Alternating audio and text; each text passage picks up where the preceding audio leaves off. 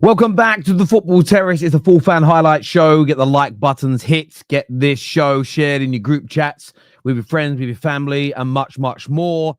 The end of not quite the end of the festive games. It depends on when you think the festive period ends. For me, it's the 5th of January. That's how long my Christmas basically starts mid-December until the 5th of January. So maybe it is still the festive period, but Arsenal end it with a 1-0 win. It was narrow, but that wasn't how the game panned out. We're going to break it down for you. We're going to gauge your opinions, listen to what you've got to say, take the panel's feedback on board as well as we break down this win. But Arsenal do leapfrog and go ahead of Chelsea. They close the gap at the top, which is for them going to be the most important element. There's no doubt about that whatsoever. But yeah, a boring game. A boring game. And I think a lot of Arsenal fans are going to be annoyed at their team tonight. I think a lot of Gooners will be angry at their team's performance. And I'm going to sit back and listen to what it is they've got to say. It's their club. I understand it. But for me as a neutral to this game, how do I say this in the right way? I don't want to be horrible about Ipswich because McKenna's there and I like McKenna. I got a soft spot, but they stunk. It was, if you walk into like your big brother's bedroom, the Boxing Day after he's been eating stuffing and Brussels sprouts all day on Christmas and you go, whoa, stank, right? It was stinky. And what I mean by that is they didn't try to attack. They had most of the time 11 men behind the ball. And even when they did get the chance to attack, they didn't want to shoot or get the ball into the box. Barring the opening 22 seconds, they didn't really try. And I felt as though the game got to a point, maybe 60 minutes in. There was a little bit of a resurgence from Arsenal when Moreno came on. But I felt the game Arsenal sort of, we got the lead. We don't need to exert ourselves. We don't need to run through brick walls because you're not trying anything. And I was watching the game and just thinking, well, come on, Ipswich, you're 1-0 down, have a go. Have a go, open up, commit some players forward. And on the 2 or 3 occasions they did send 3 or 4 men forward, they just passed it from left to right and never tried to get a ball into the box. It was a very frustrating watch from a neutral point of view. A lot of people will talk about Arsenal. And I think for me, the only negative for Arsenal today was the lack of conversion. And that was even with their set pieces. How Gabriel didn't put the ball into the back of the net is absolutely beyond me. But they had 13 shots on goal, Arsenal, 5 of which were on target. A lot of shots were blocked as well. You got the great corner that went to Declan Rice, where I felt he should have done better. However, look, Arsenal have no obligation to entertain the neutrals. You could argue that Ipswich don't, but I wanted Ipswich to attack because I felt that's what they had to do, and they didn't. And then Arsenal just kind of fell into the rhythm of the game, which was, well, Ipswich ain't going to try and score. We're winning. We're just going to sit back and reserve some energy. So as a spectacle, it was poor. But Arsenal get the 3 points. That is all that matters. If they go on to be successful in the Premier League this year, no one is going to care. No Arsenal fan will care about this performance in particular. The goal in itself, look, the goal for me, I really liked it. I thought it was a really good goal. If I'm going to be neutral, I was disappointed to not see it again. And I'll tell you as to why, or at least the attempt of it. The goal came from both wide players in Martinelli on the right and Trossard on the left, going on the outside. The first cross wasn't particularly bad from Martinelli, but it goes on the outside, gets a good ball in, ends up with Trossard. It goes straight onto the outside, whips it across, and Kai Havertz with the dagger. Really good finish from him. Excellent side foot into the top corner. 23 minutes in, and Arsenal get the lead. And I just thought, I thought Ipswich would open up. Not straight away. There was no point in them opening up from the 23rd minute. Thought they'd open up later. But that was probably the biggest disappointment I had in Arsenal's attack. Outside of 2 or 3 of the later chances, I think they could have done better with. Odegaard's jinking run through. I think the goalie got a save. Should be doing better there. And as I mentioned, Gabriel from the corner. Those 2 go in, and it's 3-0. It looks a completely different night, and Arsenal fans might look at things differently. But from an attacking point of view, from a pattern of play perspective, I just wanted to see Arsenal go on the outside a little bit more, get those first-time crosses into the box. I thought the movement from Kai Havertz, from Gabriel Jesus in the middle was actually quite good at times. But then it was cut back. cut back, pass back, cut back, pass back. And that was a little bit frustrating. And I know it was a crowded and a very congested box, but it's the one thing that led to a goal. And I would have liked to have seen a little bit more of that from Arsenal. But look, as I say, I'm nitpicking here because there wasn't very much going on in the game. A lot of that I personally put down to Ipswich. Look, they showed a lot of respect to Arsenal. And I see a few people in the comments saying what to expect them to do. Look, I don't expect them to go out there and be... It's funny, really, because Newcastle battered them the other day. But Ipswich didn't set up against Newcastle how they did against Arsenal. I understand that. What we got in the opening 23 minutes, you expect. In fact, what we got up to about 50 minutes, we expect. But when you're 1-0 down, I expected them to open up and go for it a little bit more. I just felt Ipswich, it was a little bit... It was almost too respectful to Arsenal in many ways. And, yeah, look, they've walked away with I think it's 5 defeats in their last 6 games now. And at 1-0, with maybe the Emirates getting a little bit nervy, there's maybe an opportunity to overcommit. I don't know. Maybe if they... What if they'd have lost 2-0? Would that have made that big a difference to their season? Not, in my opinion. Yorkshire man says, close the gap. Yeah, Arsenal closed the gap on the top of the league today and went above Chelsea. That's a fact. Yes, they did. I don't know why that's such a... I don't know why you're so triggered by that. Or have I got that wrong? Have they not closed the gap on Liverpool today? Did they not do that? If I've got that wrong, I apologize. Sorry. 3 points, no injuries. Lovely stuff.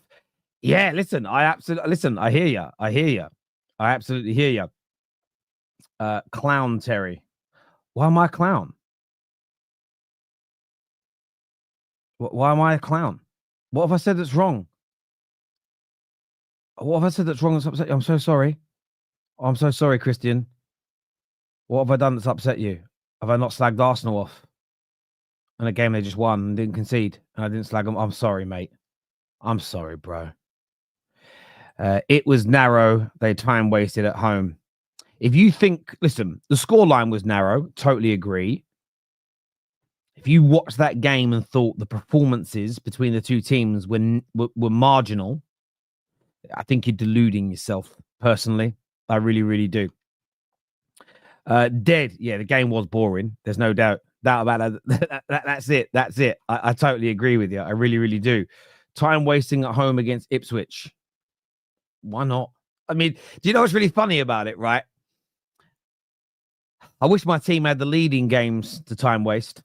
Do you know what I mean? I really, really wish that my team had the leading games to time waste. I really do. Watching that game sober hurts. Oh, listen, you're a Chelsea fan. You're not meant to enjoy that game tonight. It weren't for you. And I know a lot of people say that football is about entertainment. It is only to a certain degree. Football is about winning. And trust me, nobody at Arsenal Football Club, and I mean this is respectfully to yourself, bro, nobody at Arsenal Football Club sits down and goes, right, we need to make sure that Terry Fleurs and everyone who watches the Football Terrace is entertained tonight. Don't worry about the result. We've got to entertain them. That's why entertainment in football is secondary, because no football club, the league wants there to be entertainment, but no football club says, right, our job today is to entertain the masses. So, yeah, it's secondary. Sucking off Arsenal, who stank out the win against a relegation team. How? I've said that they should have finished more chances. Said I was frustrated that they didn't use the outside a lot more than they did. So I've criticized them in that, but they got the win. And I don't think today, and listen, I stand by it. I was disappointed in Ipswich not opening up at all. They made it hard for Arsenal. And then what I also said, Chris, is that I then felt Arsenal fell into a trap's probably not the right word, but Arsenal then fell into the flow of the game. And it was almost a case of, well, we don't have to overexert ourselves. We don't need to overcommit for a second and leave massive space in behind. We're leading. It just became, it's like a boxer being 11 rounds up going into the final round and the losing opponent not trying to knock him out. What would be the point of leaving your chin exposed? You might as well just, if he stands off you and he's got to knock you out to win, there's no point engaging. And that's what Arsenal did. I wouldn't necessarily call that sucking off Arsenal. Obviously, I know you're triggered. I don't think you're a Liverpool fan because you want me to criticize them more. But I've criticized lots of elements today. If you're not happy with that level of criticism, go watch another channel. No one is forcing you to be here, Chris. But I apologize that you're so offended by it, my friend. Haters crying in their beds. It's kind of weird. I've criticised them quite a bit tonight, Arsenal.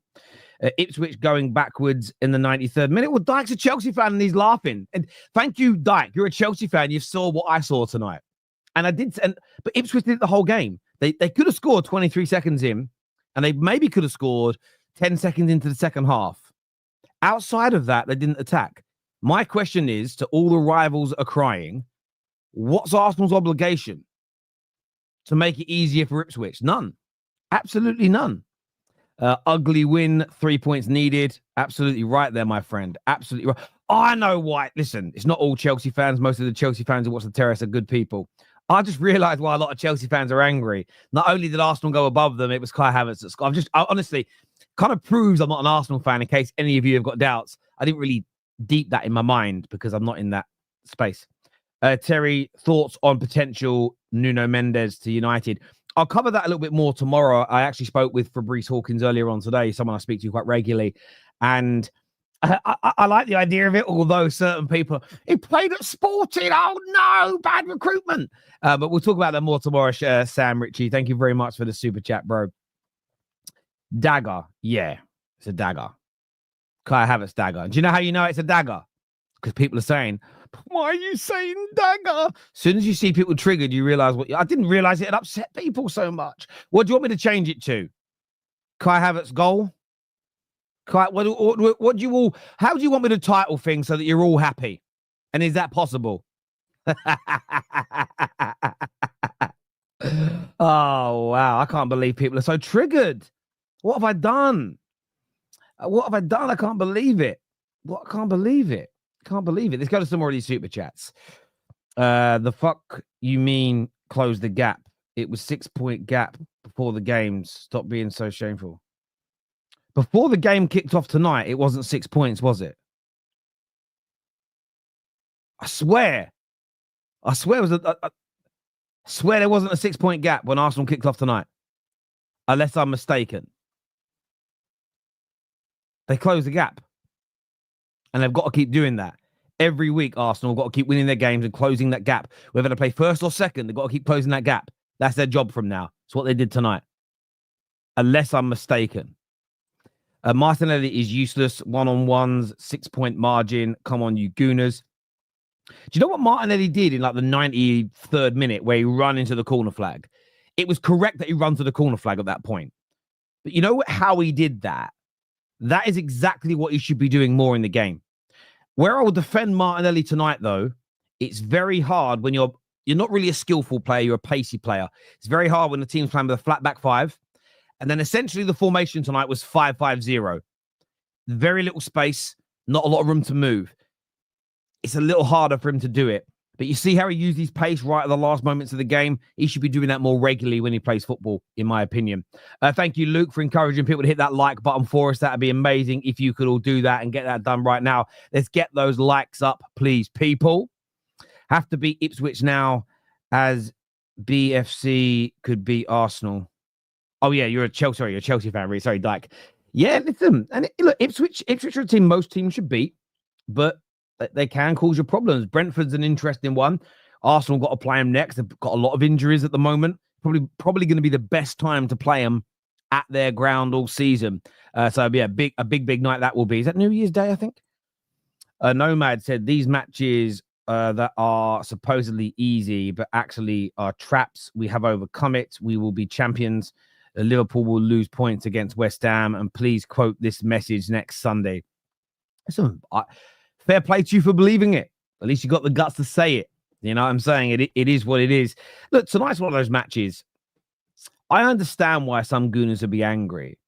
I just implore young Arsenal fans, go and buy not just like the highlights, go and buy like a full documentary. There must exist, because I had a video cassette of Man United's treble winning season, and quite a lot of the games I showed extended highlights on the video. You had a lot of games like this in that season, draws and wins that are really narrow, not great performances. It's normal. It is.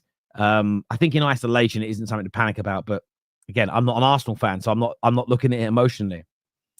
Ipswich didn't attack. No, they didn't. I suppose that's Arsenal's fault. suppose that's Arteta's fault. I don't know. I don't know what people want me to say.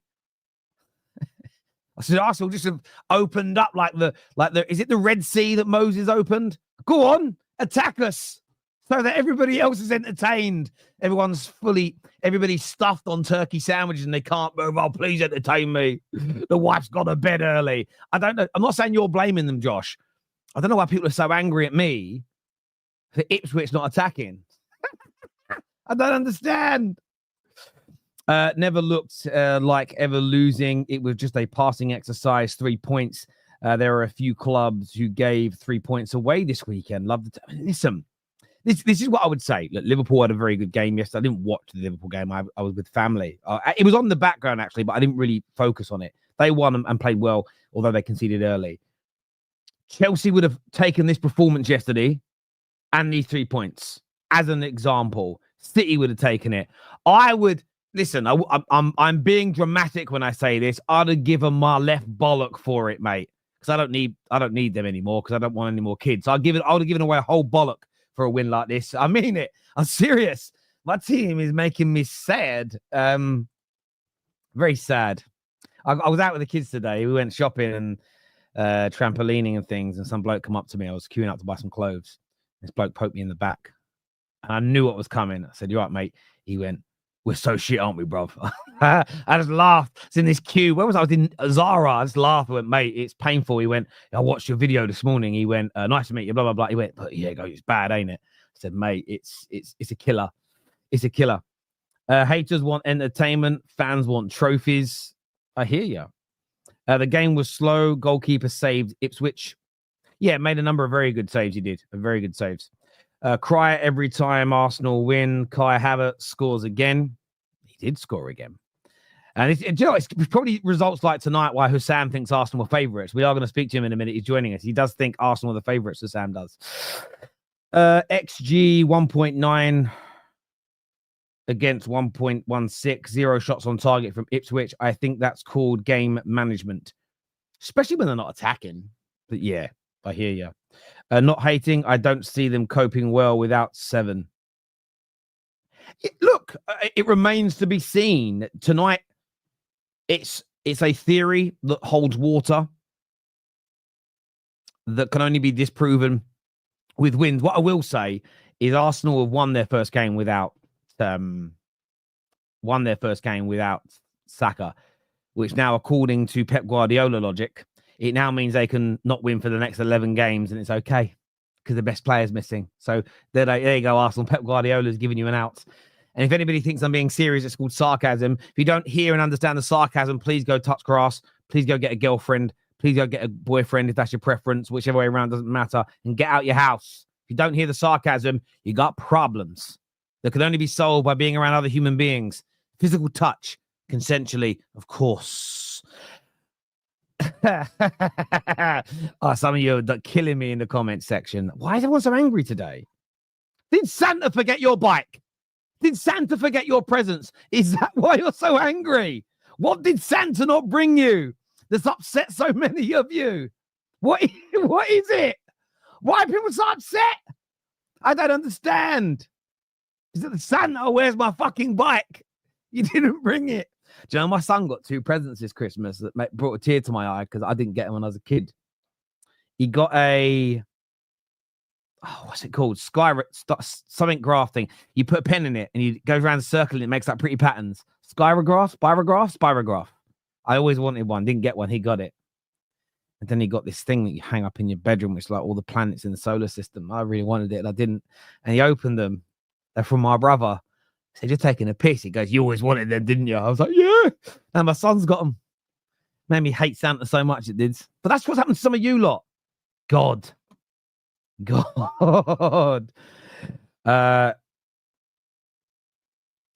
Come here for football talk, but Terry leaves you with a life lesson. Do you know what it is, Thomas? You'll understand football better if you understand life more. Oh, it's deep. It's deep on the terrace. Come into my deep ocean. Santa needs to bring United some new players. mate, Santa's great. And he is real, by the way. He's real. I watched a movie called Red One. He was in it, so it has to be true. Yeah, we need more than that, mate. The haters wish Santa will give Ipswich the win.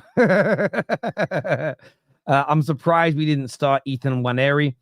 This would have been a good game for him. Yeah, I agree, actually. I thought he should have come on as well, personally. I think that's a really good shout there, Pav. Arteta could have even given him as a sub worth trying. I agree. Excuse me. I have had a lot of food this last few days. A lot of food. I do love me food. Honestly, our fans are so toxic despite a win. I'm tired of it. Please get positive fans on to balance it. Well, Brandon's backstage, so I don't know about that. I don't know about that. I don't know what I'm going to say. Listen, I think you can criticize things that went wrong, but if you win a game and you ain't happy, I don't think it. I would say this now. Life lesson 3.0. If your football team is in a pretty good position as Arsenal are, not the best, but pretty good, and you win a game and you're outright going radio rental, don't take it too seriously. There is a wider issue with that person that has nothing to do with football. It's football's the outlet. Something else. It's something. How do I know? I've done it myself. I've been there. I hope they feel better soon. I don't know. People are gonna say I'm drinking. It's just water. I'm on the water today. What I do over Christmas is like every other day I'll have a bevy. Do you know what I mean? And even then it's one or two. Although Christmas Day was quite heavy. Christmas Day was a great day. I was watching Gavin and Stacey having a cry. It was over. Then I watched Man United yesterday. I had another cry. I had a big cry. Lewis Skelly is the truth. Listen, I'll tell you what. Listen, but I would cut the second part of the super chat out. Don't even mention England near him yet. Don't put that pressure on him. He looks really talented. Really, really talented, this boy does. Really. You wouldn't know watching him. He's a fledgling. He looks really composed, powerful, strong, good technician. Gets involved with a little bit of argy-bargy. Very good. Why do people say Kai Havertz looks like that Luigi guy? You mean Luigi from Mario? Speaking of lookalikes, the Ipswich goalkeeper, in my opinion, I thought it was, the Chelsea ex-striker, Broya? I thought it was Broya in goal. He looks like him. I don't know why. Maybe I am still drunk from Christmas. Right, let's bring the panel out now to have their say on this game. I've never seen so many people triggered by an Arsenal 1-0 win. Oh, no, Luigi. Oh, is that the murderer? Oh, see, now I've got it. I think it's the murderer, right? Who killed the insurance. I haven't read anything about that story. I know nothing about it. I almost refuse to go down that rabbit hole because I'm going to end up spending 4 hours on the internet. I know it. So I'm not going down that rabbit hole. Terry ignore these negative trolls as they keep watching TFT. Oh, listen, I'll tell you this now, Steve. The people that watch me every day and leave negative comments, I love them. They're my biggest diehard fans. They just want me to notice them, so I give them what they want. But they don't bother me. On a real level, it's amazing. Just think, like some people, like Maradon, who's not here today, spends a third of his life since he found out about me watching me. I have to give him some attention. That's like dedication like you wouldn't believe. They spend more time wanting my attention than my children do. The only being that wants more of my attention than these guys is my dog. Do you know what I mean? That's it. So I've got to give him a little something back. You know what I'm saying, Steve-O? Got to. Cheers, mate. Appreciate. Right, let's bring the panel out now to have their say. Who we got tonight? We got Husam. We got Brandon. We got Dayo. We got Saad. We got Ash.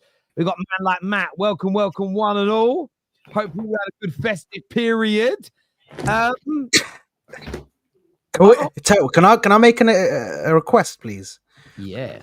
I want Husam to dig deep into this mind-boggling take that we're favorites, bro. I need to dig into his head and just really figure out no problem. You want me to start an Arsenal match reaction? I can. Listen, big up, guys. Go ahead. I don't know why there is people complaining. I think this is the why are we favorites? Can I speak? Anyway, this is the best Arsenal I've seen all season long. I mean, Ipswich didn't do anything to trouble you. You are absolutely magnificent. You know, people are just complaining for the sake of it. You kept a clean sheet. You won. You destroyed Ipswich. You just didn't take your chances. People just wanna complain for the sake of it. I don't understand, honestly. This performance is exactly why Arsenal are favorites to win the league. Literally, right here. This is the exact performance why Arsenal are favorites to win the league, and they must win the league is because listen, you keep a Gaslighting. clean sheet. Ipswich don't trouble you whatsoever. You know, and if you just took your chances, you win by 4 or 5 goals. So listen, people are just complaining for the sake of it at this point. A win is a win. Who gives a shit about how many goals you score? Well, what is this like? You get extra points for scoring more goals? You scored more goals than the opposition. You won the game. You kept a clean sheet. Havertz scored the winner. So there goes all the Arsenal frauds asking for a striker. He scored the winner today. He got you 3 points. And Arsenal are favorites and they're cooking right now. And they've proven today that they don't need Bukayo Saka to win the league because this is their first test without Bukayo Saka. And they have passed it with flying colors, kept a clean sheet, so scored a goal. They had, from the first match reaction of the Football Terrace, Terry used XG as a measuring stick. Arsenal today had 2.16 XG. 2.16 XG. Ipswich had 0.15. So what are we complaining about here? Oh, Ipswich had the ball a little bit. Who gives a shit? Like, they didn't trouble you all game long. So, yeah, Arsenal are favorites, and today's performance proves it. If anything, they were absolutely cooking. That was the biggest gaslighting session I've ever heard. Have some shame, Husam. Heard in my life. That was the biggest load of shit I've ever heard in my life. Guys, don't join cults. Don't join cults because this guy has started a cult, bro. There's the following, bro. I'm people are like, bro, I'm in the tree. Leopards, team leopard. That's what they're screaming out to me. These men are sounding like man from High School Musical, bro. These men are doing, bro. Don't join cults. So you guys. asked me to tell This you guy why has Arsenal are 20 favorites. I gave you objective facts, which is your XG, your give it a dominance in rest. today's game. But Bro, your give it a match rest because Ipswich about had the this. ball a bit. So Wow. speak to me about Martinelli's performance. Husam. I think Martinelli kept the Husam- ball really well. Husam- He ruined Husam, that can I- Davis's life. Husam, can I say something? Okay, Husam, can I say something? Husam, Just gaslighting, I think okay. Husam, I think the statement Arsenal are now favorites is what is the thing there. But everything you said is true. Before this But game, I think they're hold on, favorites from let me just August. finish. No, listen. I'm saying everything you said is true except that statement, and I'll explain why I say that. Now, before this game, everybody said no Bukayo Saka, Arsenal season is over. And again, people have chosen to forget that this season so far, he's missed 12 games already for Arsenal in all competitions. We've played 12 games without Bukayo Saka this season and won those games. So this this ideology that because Bukayo Saka was injured, they just wanted to make it a narrative. And if we look at the facts is that today we played well enough to win that game. We did not play outstandingly great. We're not going to play 38 games outstandingly great throughout the season. Tell them, Dayo. It is impossible. This narrative that you want your team to go out there and blow people out 6-0 every week because the other team came to do was sell ice cream. Of course, they came to play ball too. And we know how bad we are at teams that play low block. They played us in a low block for the first time this season against the team that plays low block. We found a way to score, not from a set piece, but from an open play goal that we've complained about. We've complained that we can only score from set pieces. That's the only way we've been able to break down teams that play low blocks. Finally, we play a team that plays us in a very low block, very defensive, very good shape, and we score from an open goal, an open play goal. I don't know what else we want from a team that, and we did it without having our best player on the pitch. So our player who has created the most chances for us. So Saad, is Dayo gaslighting as well? So at the end Because of the you just day, said the same thing I said. no, Wait, Dayo, when did Both Bukayo of Saka you- miss both 12 of- games this season? I 12. think in 2024 he's missed 52. Go look at his stats on his injury. I'll pull it up for you right here. Again. 2024, okay. Yeah, exactly. So you ain't Yeah. Saka FC either. And Saad So- is calling so- me a gaslighter. Even in No, 2024, he didn't miss 12 because games. you're gaslighting, Like injury, October, and hold on, Dayo has just accepted October, and taken it no, all in. bro. October So- 10th to November 8th. Dayo is one of the most 9 days. opinionated people on the terrace. He don't Guys, just guys, accept what, people's sorry, opinions. everyone's talking at the same time. Dayo, you're responding to Ash's challenge about the 12 games. Yes, I said he was out from October 10th to November 18th. He was out even when he got those two games again extra when he got injured for England that he didn't play for us. So he's missed games for us this season. All I'm saying is in all Dayo, I'm looking at it right here. He's played 16 out of 18 games in the Premier League. He's played Sorry, 5 out of guys, 6 guys. I've in the worked out Champions what guys. Sorry, I've worked out what it is. It's he's missed 12 games for England and Arsenal's combined. yeah, come on. But listen, Ash, to say, oh, come on, I'm saying he has Count Dayo. Hold on. Okay, fine. Has he missed games for Arsenal this season that we've won? Yes or no? Yeah, he's missed 4. He's missed 4 Exactly. games for So, Arsenal. so That we've won, I don't remember. No. But Yeah, he's so won- so he's the scored. idea that we can't play without Bukayo Saka and win games, for me, when we've done it in 4 games, is enough to show us that, okay, well, as long as we can do what we did then to win those games, we can stay on track. That's all I'm saying. I'm not saying that we're now the favorites. I'm not saying we're now the favorites. I'm just saying this narrative that because we didn't have our best player, of course it was going to be tough. Any team without their best player is going to be tough for you. Any team, take away their best player, it's going to be tough for you. It's what you do in that moment. And for us to expect that we're just going to, and I know everybody's going to say it's Ipswich, they're 19th position, go blow them away. That's not how football works. We all know this. That's not how football works. We go there, we overexpose ourselves without our best player on the pitch, our best creator on the pitch, the person who's created the most chances for us this season, and we get exposed and we get beat.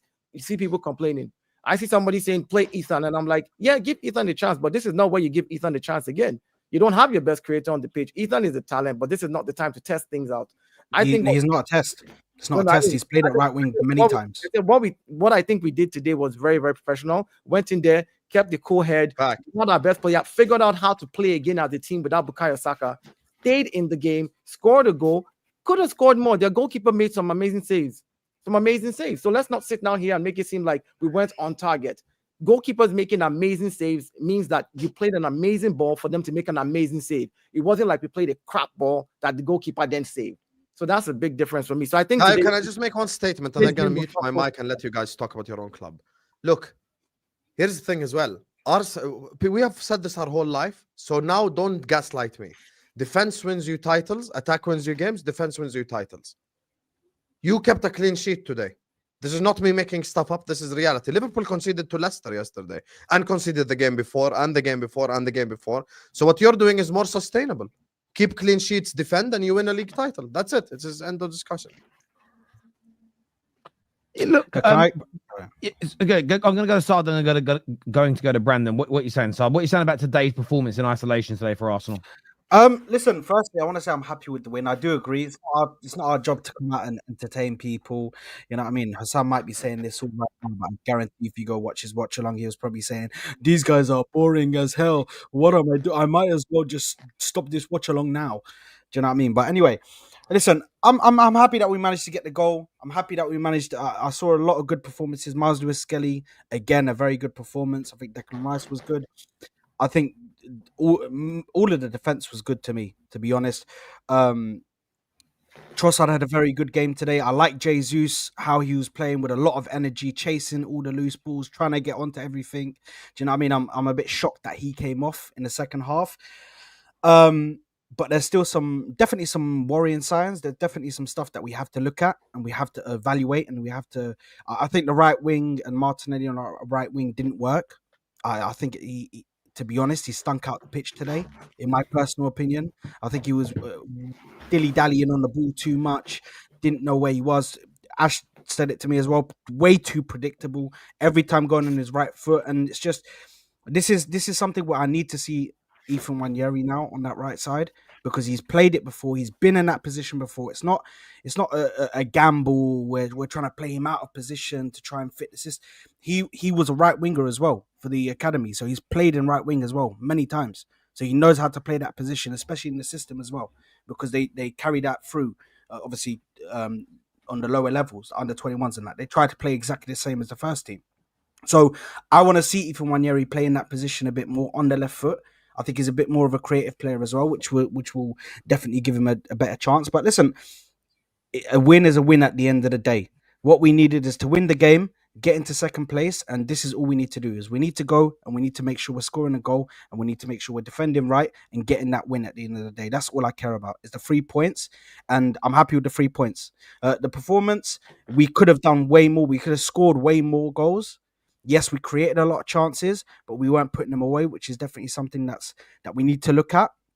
But listen, we have a few games that we always have few games that we create loads of chances. The West Ham game of last season, do you know what I mean? We always have it's always been a problem at Arsenal where we have a few games where we just create loads of chances and then we don't really put the ball in the back of the net. I think Odegaard as well. I think I don't know what's happened to him because yes, in like the last 20 minutes he looked much better and the intensity was there, but in that first half, he stunk out the pitch, and in the start of the second half, he was stinking out the pitch. Odegaard. So, listen, I don't know. He's lacking sleep from the baby, innit? So toxic. Yeah. I'm not being toxic, bro. I'm just being honest about my team. I'm happy with the win. Odegaard was one of our better players in the second half. In the first half, in the first half, you can criticize him, but in the second half, Odegaard today in the second half did stuff that I never knew he could do, which was normally he would be pinging the ball. Odegaard was driving at 4 defenders, dribbling in the box, and taking shots that got blocked. So I don't know what games we're all watching, but I think we have gotten to the point where we just want to be critical about our team. That was one of only 3 or 4 good moments he had. No. That's what I said in the did I not just say in the first half and in the start of the second half he stunk out the place, and then I said in the last 20 minutes, 25 minutes he was good.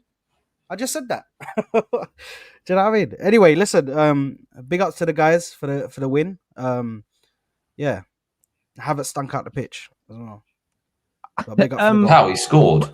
Brandon, I want to ask you about tonight. There seems to be a mixture of some people. Look, we got the win, we're happy, and other groups of Arsenal fans frustrated at the performance levels.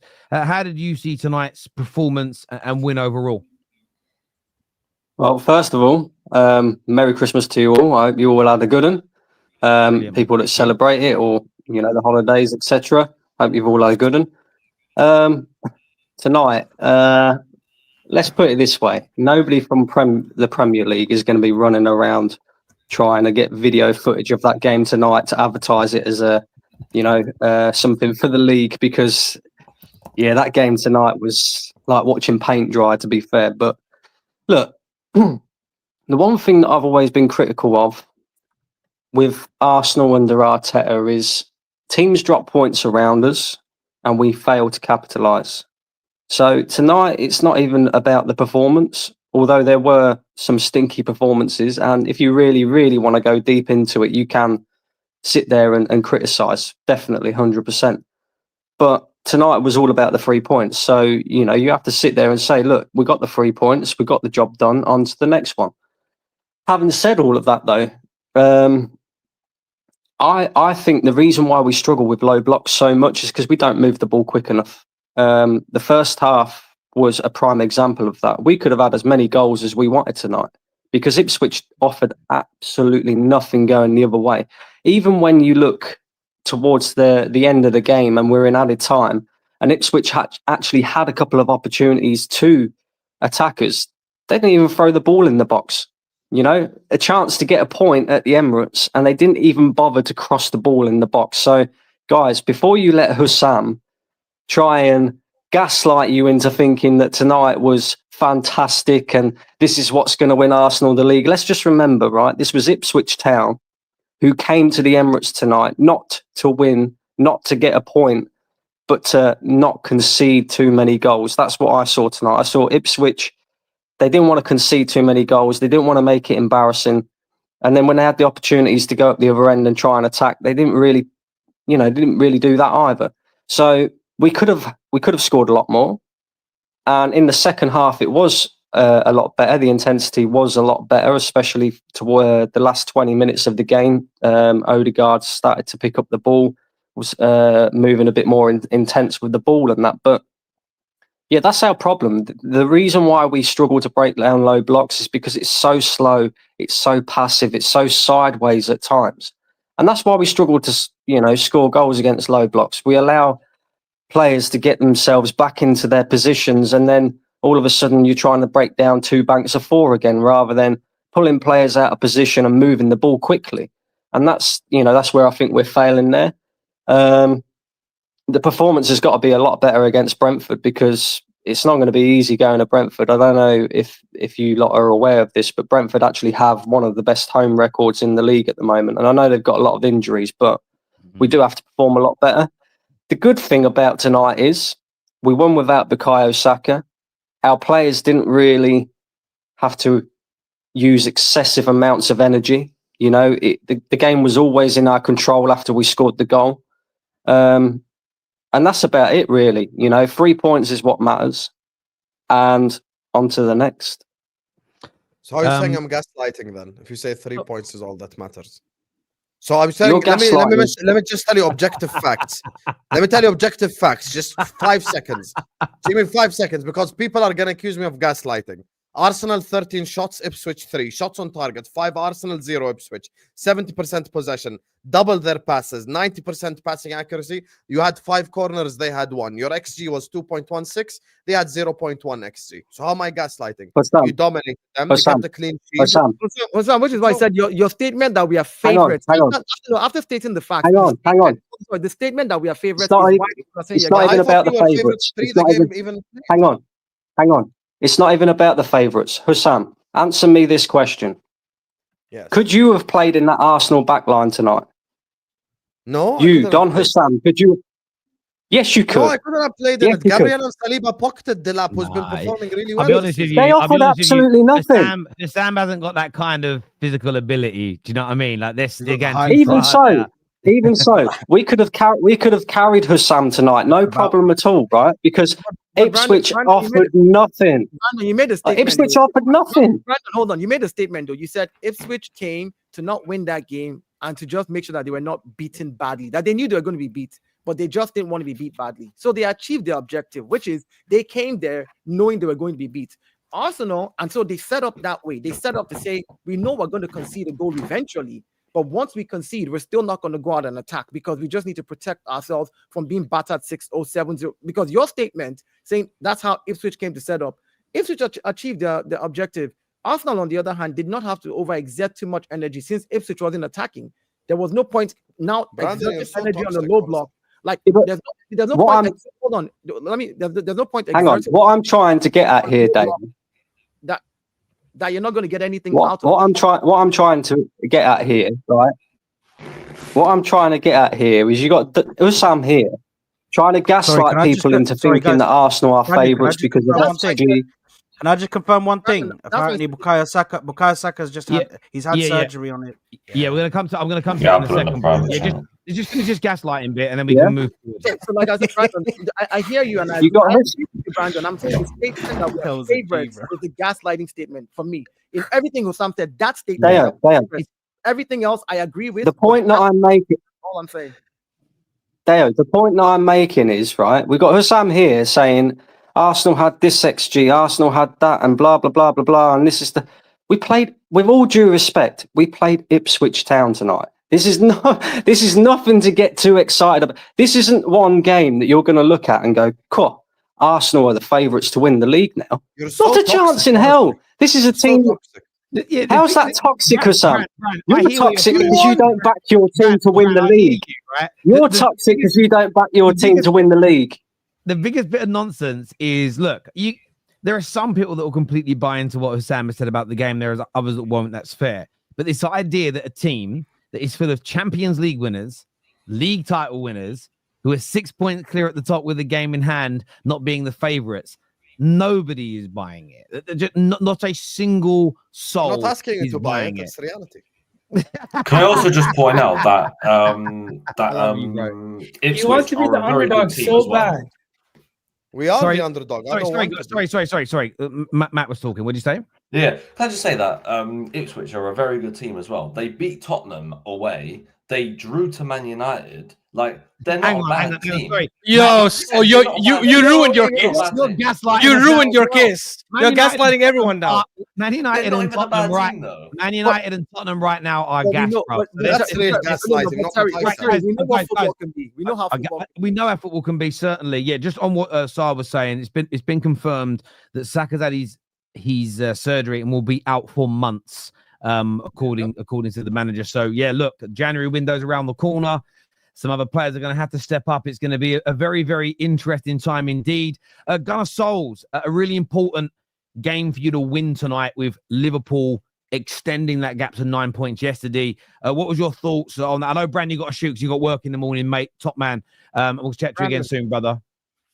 Sulz, what did you make of today's game? The victory, no Saka, etc. No, look, I think when you look at the grand scheme of how Boxing Day fixtures have gone for the past few seasons, they have been a bit more exhilarating and more thrilling than they have been this season. We're seeing a competitive Premier League that we've not really seen for many seasons before. For me, look, is it our best performance? No. But was it a good performance? Yes. It was definitely a solid performance that's shown that we can take control of situations. And we've seen it today, like Kai Havertz, is a low block unlocker, someone who can make those positional changes that, unlocks a lot of movement and changes in the back line to actually get us opportunities. Now, whether the quality within the wingers and the fullback is there to actually, execute that's a different story. But we've seen it, Havertz had at least 2-3 opportunities where the ball just didn't get to him. And if it had, this game could have been different. You've seen it from Arteta on the sidelines as well, asking for the urgency to increase. We could actually hear it on TV for the first time. He was literally screaming at the top of his lungs to the point where the commentators took notice as well. So this idea that Arteta isn't releasing the handbrakes is a myth. Now, you can question the players and whether their mentality is there to actually keep attacking teams like this. But the reality is the manager isn't setting them up for a 1-0. He wants to go for the 2, 3, 4, 5, whatever, or wherever it ends up becoming. Now, what Husam is saying, there's partial truth to what he's saying as well. These kind of games where you win 1-0 can show signs of champions because you're going to struggle. There are going to be games where you win 1-0 and you just got to go and take the 3 points and just move on. There are going to be games where you win 5-0, 6-0. There are going to be games where you win 1-0, 2-0, 3-2, and you've got to fight. There's going to be games where you have to win a 90th minute winner. All of these factors, right? If you can do it and execute it. Now, when it becomes a problem is if this is a weekly occurrence. If we're scraping by and we're winning 1-0 every single week, then yes, we can shout for concern.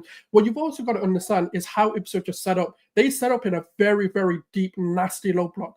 That's not going to give you a lot of opportunities. Now, yes, we can be, and we can manipulate that situation tactically to move the ball quicker, to do all of these sort of different things.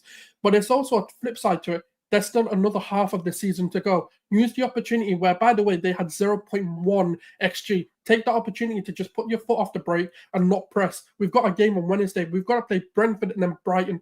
They're going to be 2 very tough games. Regardless of their league positions, they can cause a lot of opportunities to score, a lot of threat. That can turn into a nasty game as well. But what we're going to see against the likes of Brentford and Brighton is more opportunities and more spaces to open them up. That's when I want to see us be more clinical. Games like Ipswich, I'm expecting to be a 1-0 or a 2-0 or a very tight game where the games aren't going to be exciting. But today, I saw a tactical side of our game, which I actually quite like to see, which is just slow it down, keep the tempo, keep control. There was opportunities for Ipswich to transition because a lot of people were saying it in Crystal Palace's game where they look dangerous on the transition because Kai Havertz is coming to midfield. That didn't happen today. And I said it to you, Thomas Partey, if you're going to play Kai Havertz, you can't play Thomas Partey. You have to play Declan Rice. He offers a bit more defensive solidity, which is what we're seeing today. Now, if you want to play Moreno and Partey, that can work. But Kai Havertz and Partey just won't work together. Now, yeah, like I said, if we go into Brentford and we also have a performance like this, that's when I can understand the criticism. That's when I can sit back and go, you're all valid for doing that. We needed to capitalize on the fact that Chelsea dropped points and we can go second. We did that. Now, the unfortunate thing is Leicester couldn't hold on to the 1-0 and make it a draw or a loss. Now, if they did, that would have been a bigger opportunity. But we've got to keep the pressure on Liverpool, and that's what this game does. Because they're now looking at it and going, they've won again, they've won again, they've won again. And that's what we need to keep doing. Is when they have to think, you know what, we need to keep this pressure on, they're gonna start to falter as well. And I've always said it, I do think we'll catch them.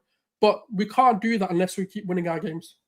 And also, why are people surprised? It's the first game without Bukayo Saka. And newsflash, people, you think we're going to play the exact same way? You think we're going to create the exact same amount of goals? You think we're going to create the exact same amount of chances versus Ipswich, versus anybody? Bukayo Saka coming out of the team, these guys are going to have to find some way to adjust. And we're going to need Gabriel Jesus, Gabriel Martinelli, Leandro Trossard, Kai Havertz, some of these players to step up in the meanwhile, because if Bukayo Saka is going to be out for 2 months, these guys are going to have to carry the load. They're going to have to carry the water from the watering hole and get us some of those goals because we're not going to have the luxury of having Bukayo Saka being able to step up every single game. So at least one of them on a game-to-game basis need to step up, and we can try to weather the storm. But right now, it's going to be an uphill battle, and all this stuff about the title race and everything else. You know what? It's nice, but we need to just at least see if we can get ourselves going with this team and this group, and we can't be looking too far ahead. Just take it game by game, calm down, and this whole thing about today's performance, it was not a great performance, but we end the year with the most points, most goals scored, most everything in like Arsenal's history in a calendar year. So it shows progression. We just need to continue to improve, and our defense is what we're going to have to lean on. Don't be surprised that Arteta leans on our defense. And yeah, Terry, I see you smiling, but the reality situation is no. I'm smiling at Sam. I'm smiling at Sam because when you said about the most points, because I actually read that stat earlier. It came up on, I think, AFC stuff, where in 2024, Arsenal have had the most wins. I think it's 25 wins or 26. The writing's pretty small. Most points in 2024, most goals scored, least conceded, best goal difference in the league. And I started laughing because I was going to ask Sam the question based on what Igal just said. Is that why you see Arsenal as the favourites? Yeah, listen, people. But first of all, I don't know why people are shocked. I was literally on the Liverpool match reaction yesterday before a ball was even kicked. And I said Arsenal are favorites yesterday. You won today. Why the fuck would I change my mind based on the fact that you won? People can call Why do you it think gaslighting. Liverpool are going to drop off? People can call it gaslighting all that they want. Listen, at the end of the day, Arsenal today's performance, if they can replicate this another 15 times, they're going to win the league. That's just the reality. No, but why do you think Liverpool are going to drop off? Because Liverpool would need to drop off. Liverpool. Listen, it's not about that. I just think Arsenal's football is more sustainable. No, but Arsenal maintain this.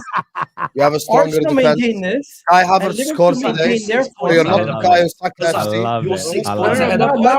Now I sense a bit of sarcasm. Wow, shiver me timber, 6 points ahead. That's so difficult to catch Okay, up. by the way, talking about Timber, can we talk about Miles Lewis Skelly? Well, that was one of my next questions. Let's hear from George. Says Lewis Skelly was on smoke tonight, played really, really well. I did want to ask you, Igal, and the rest of the group. I mean, you bought a number of fullbacks in the last couple of summers. A lot of them have injury problems, but this young man looks as though he's got a tremendous amount of talent, Igal. Honestly, I'm not even going to get into the mismanagement of transfer funds, because if I'm telling you right now, if Arteta could somehow get Alphonso Davies, he would still sign him. So to me, it just seems like we're constantly looking to address that left back situation. But Miles Lewis Skelly right now looks like he's taking that by the scruff of the neck and saying, you know what, this position could be mine. I'm going to try to run away with it. He's had a couple good games. Defensively, he's been good. On the ball, he's been quite good. And I just feel like at this moment in time, he just needs to continue to do what he's doing at the age of 17. Sky's the limit. And Terry, no matter how much money we invest in that left back situation, until we get it solved, I like the fact that the club continue to try to address that situation. And maybe hopefully they can start doing that in the attacking third, because we need to have that level of commitment to trying to improving positions across the board, not just in our defense. Look, I think as well, I saw a lot of Gooners tweeting during the game around, shouldn't have bought Calafiori, should have spent the money on an attacker, because of how impressed they are with Lewis Skelly. I understand that logic. At the same time, he's very young and he's inexperienced, and he's looked good as soon as he's come into the team. And I know that the adage of if they're old enough, they're good enough, but I still think there has to be an element of, and what I mean by this is a lot of the same Gooners that are saying, just put him in. Why do we buy Calafiori? We should have just played this kid. Are the same guys for the past 18 months that have said we've given Saka too much game time from a young age and now he's burning out, but yet they almost want to start that process all over again with another young player. It's unfortunate that you've had so many fullbacks that have been out injured, but you need to bleed it. You need to bleed him in right. I don't think it'd be correct to go right. Let's get rid of most of our left backs. He's going to become the number one at such a young age, because we've seen some players. Listen, I'm not saying it will happen because he looks very good. We've seen a number of players start good and fade. We've seen others that start okay and get better over a period of time. Not everyone's going to do what Saka did almost from day one. Look the part at the highest level. That's very, very rare. But overall, I think he looks very, very talented. And the good thing for him, he's built like a man already. He's built like a geezer already, which is very, very important, I think. Yeah, 100%. I think there's two other things to add to it. There's horses for courses for games as well. Like, not every game's going to suit Miles Lewis-Kelly. There are going to be games where he's going to get exposed just because he's young and inexperienced. He may not be able to handle those world-class wingers, such as your Salahs and stuff like that, when he comes across them. So he does need someone who's older and been there and been experienced to kind of tutor him through those moments as well. The one thing that Saka's kind of been hampered with in his development is not having someone in front of him who can teach him, like, look, when you get double teamed, this is what you need to do. When you get triple teamed, this is what you need to do. When you get to these sort of situations, this is what you need to do. And thankfully, we do have a Calafiori now. He's not the most experienced, but he has been there in the Euros, been in the national teams, etc. So he's going to have a bit more of a know-how how to handle certain situations. He's got Yuri and Timbers, for example, as well, who can kind of guide him through it. So I do think like having someone in front of one of your academy players is a vital thing to have, and it's good for his development. Yeah. Sorry, I've not heard much from you tonight, Ash, on today's game. Obviously, talking about Lewis-Kelly as well. He performed very well. What were the positives and what were the frustrations tonight from your perspective as an Arsenal fan? Yeah, I mean, I'll get the positives out first because there were definitely positives. I mean, we did create chances. We had, like, Kai Havertz had a sitter. He could have scored in the second half. Gabriel, if I was saying this on the watch along, that if there's any player out there in the Premier League that I would want to have a header from 1 or 2 yards out, it's Gabriel, and somehow he missed that as well. So I think we did have chances for sure. I think all our defenders did a very good job. But there were quite a lot of negatives, and this is where I understand what Husam was doing. I know he left now. He was just gaslighting on purpose. Like, you guys had a good game. Because if Liverpool played that way against Ipswich, he wouldn't be saying that, even if they won. But the reality is, I think there was a lot of... I've said it from the last time, I think, on your show, and I've said it on other shows. Martinelli on the right does not work. It's too predictable because he'll always want to go on the outside, and he did it the first time, and then once Davis got used to it and knew exactly what he's going to do, he just started blocking the outside, and he's not going to do anything on the inside. I think that's a problem. Havertz, despite scoring, I think does not work in the middle. I know it's Ipswich, so I don't mind experimenting in these kind of games, but I think in certain games, like definitely not the next 2 games, I don't think he should be starting there.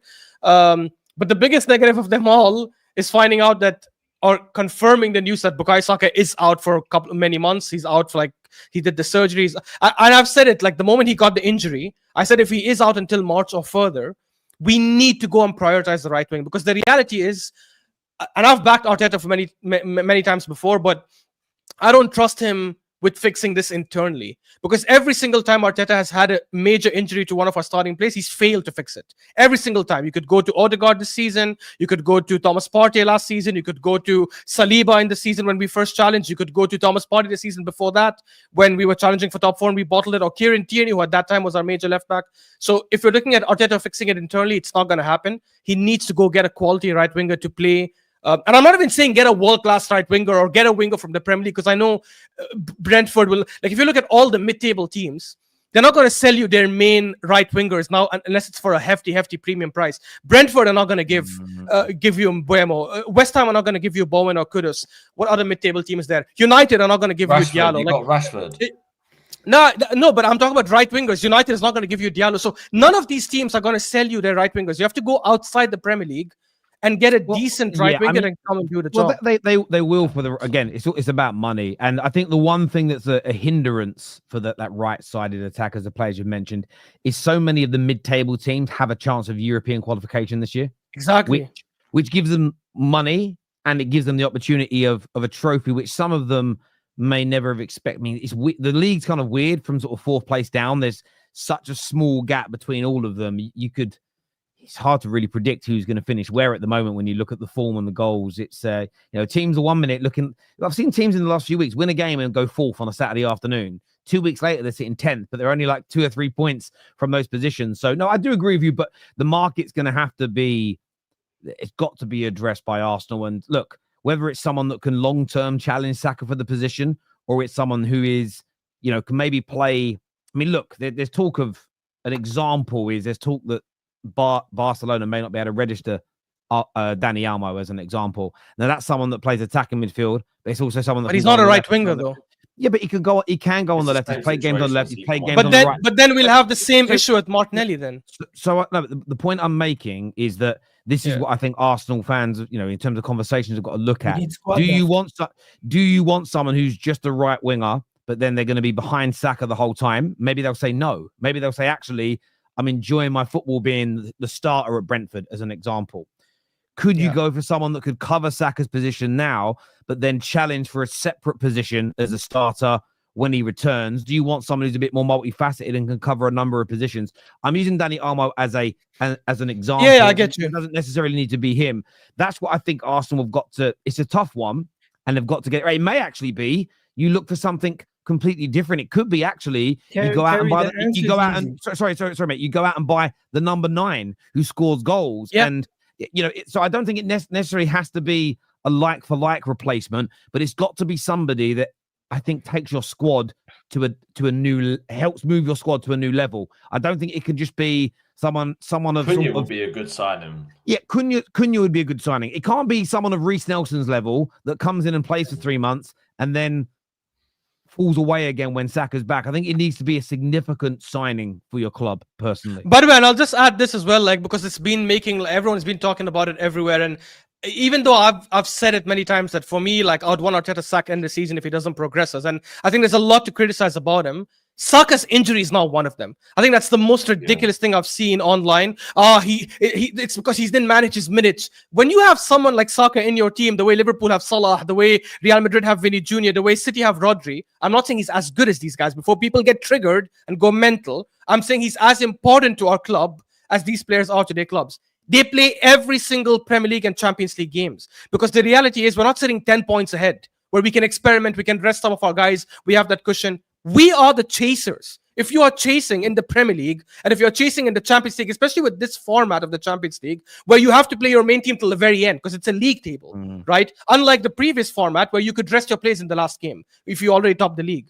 If we are chasing, and Arsenal will always, no disrespect, and Arsenal fans, please don't get triggered, we are never going to be that kind of big team like Real Madrid and stuff, where we have that luxury and we are that massive that we are that clear of everyone else. We're never going to be that kind of club because we don't move, we don't operate that way.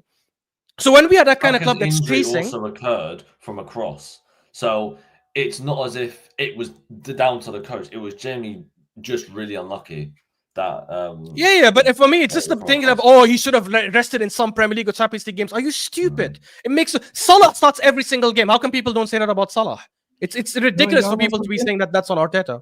Guys, forget about the title race right now. Let's just focus. That's done. Title race is going over. game by game, and if we find ourselves back in that situation, we could talk about it. Right now, I agree. I just need to see these guys show me good performances on a consistent basis, because we dropped in the last 8 games, even though we're undefeated, we dropped points in 3 of them. We easily could be level on points with Liverpool, or at least close to them. You know what I mean?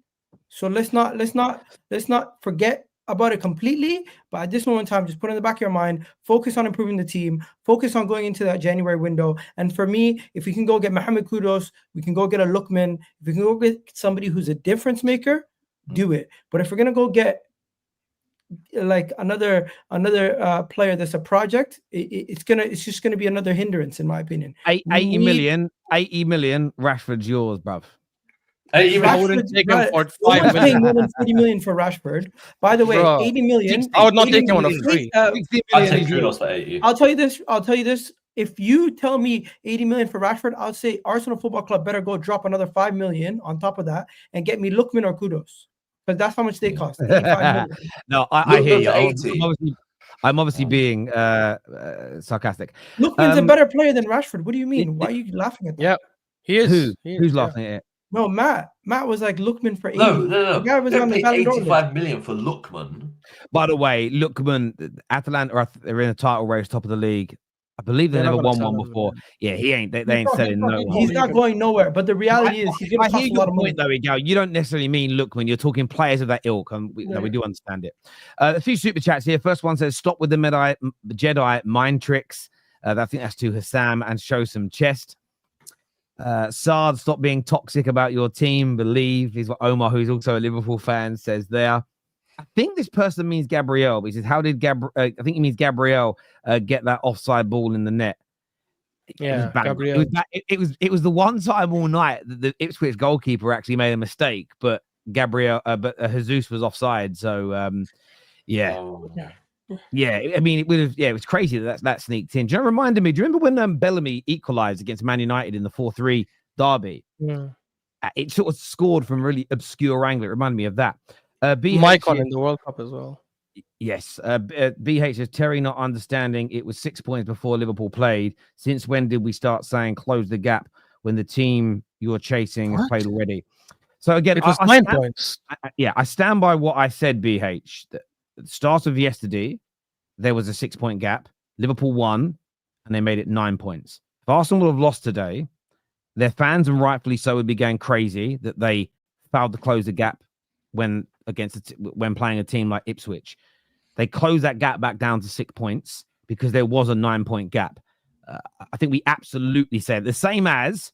And we if Liverpool, Chelsea. hang on a second. You did. Also, BH, and I assume you're a Liverpool fan. You might not be, so please correct me if I'm wrong, sir.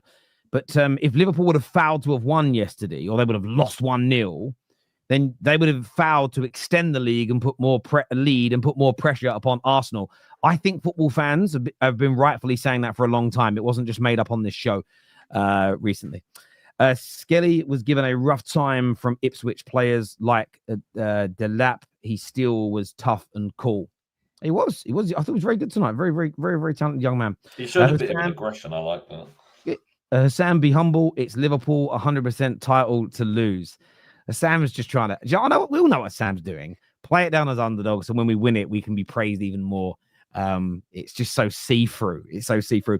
Look, I want to thank all you gentlemen for coming on, all of our super chatters and our members, everyone who's hit the like button, everybody that has subscribed. I want to thank you all for tuning in. This video is going to redirect you across to Husam. So if you want to click on that and go and watch him and his show, please feel free to. If not, we're back to, I don't know what we're doing content-wise tomorrow. There's no games, but bit of content out for you tomorrow before the football returns on Sunday and Monday. I want to thank everybody who's tuned in over the festive period. It means a great deal to us. It really, really does. Until next time, everybody, take care of yourselves. Goodbye. God bless. And we'll see you all again very, very soon. Peace.